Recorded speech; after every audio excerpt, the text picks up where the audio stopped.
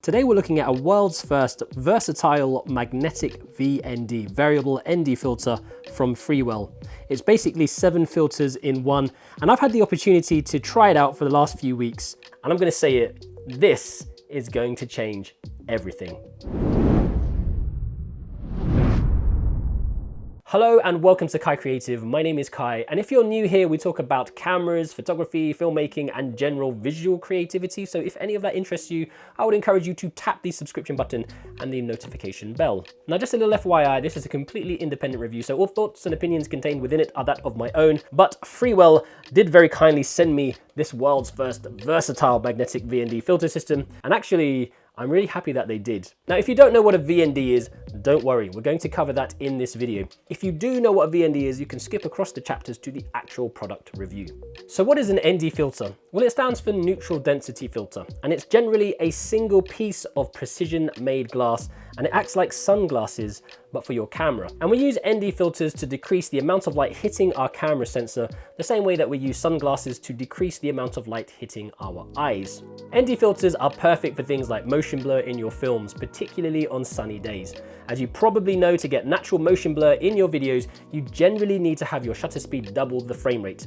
And if your camera ISO value is already as low as it will go, that often means closing up your aperture to compensate, which will affect your depth of field. Having an ND filter will allow you to have much more control over your aperture and therefore your depth of field in bright sunlight. ND filters are also super useful for long exposure photography during the day. You often see this with things like waterfalls and streams, where the water looks like it's a beautiful soft blurry mist, or with landscapes or cityscapes where the clouds and the sea just look incredible. So having an ND filter on your lens effectively gives you more control over your settings, particularly when shooting outside where you can't readily control the light.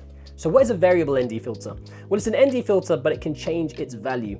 What that means is that it's made from 2 pieces of glass which you can rotate to affect the amount of light coming in. And let me quickly demonstrate that here. As you can see, closing it up, and it's letting more light in and then less light in. And the benefits of the variable ND filter over a standard ND is that it's generally more flexible.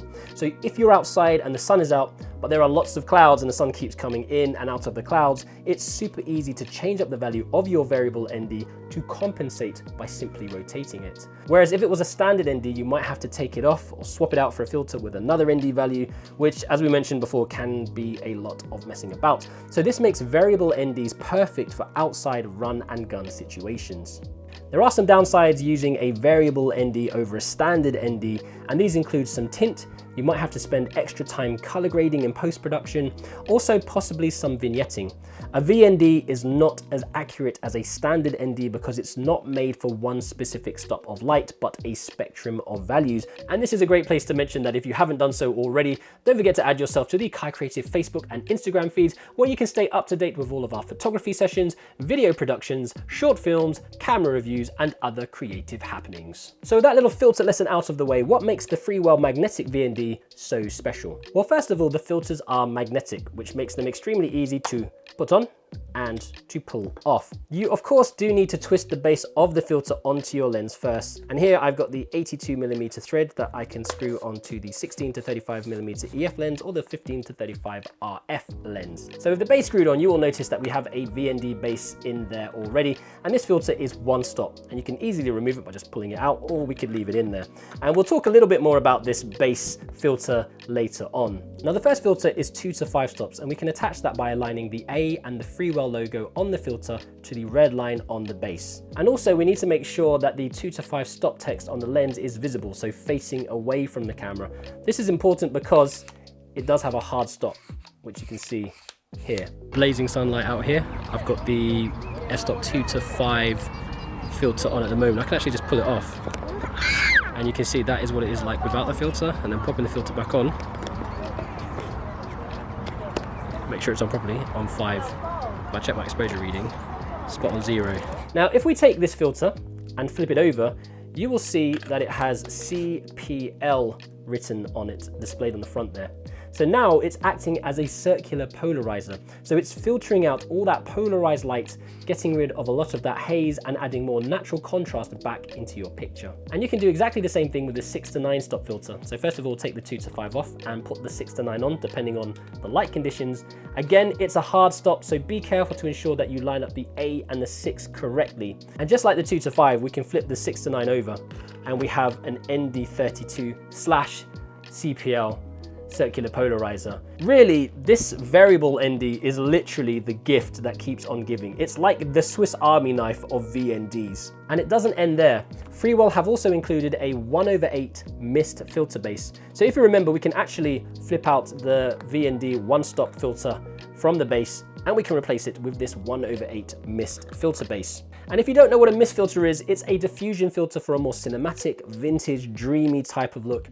It radiates the highlights, it softens out the skin and the imperfections, and it raises the contrast too. Today's lenses, especially the RF series, are super sharp and they have very little imperfections, so they can give you a very clean, very clinical, very corporate look, which is fine if that's what you need, but a MIST filter softens out the image, a little like older vintage lenses, perfect for that cinematic film look.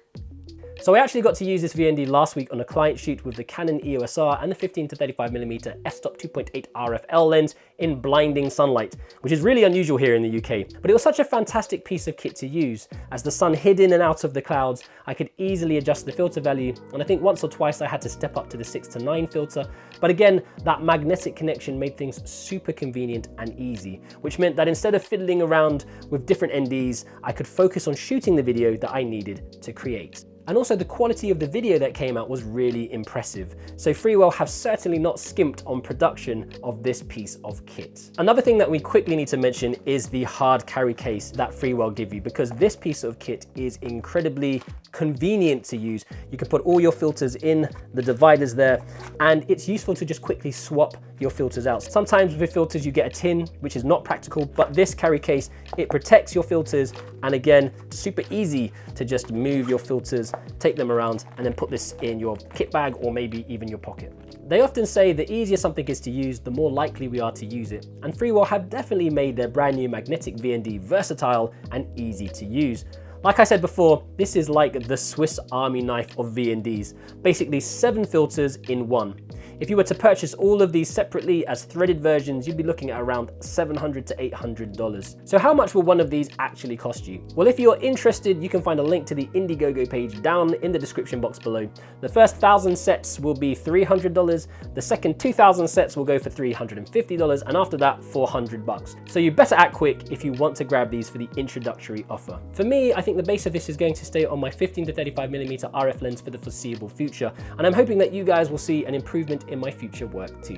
So that's it from me today, guys. Thank you so much for watching. As always, if you found today's video useful, don't forget to give us a thumbs up. And if you haven't done so already, don't forget to subscribe to the YouTube channel and hit that little bell for notifications. So that's it from me today. All that's left to say is stay creative, stay safe, imagine, implement, and inspire. And I'll see you next time on KaiCreative. I waited the whole video just to do that. Literally just to do that.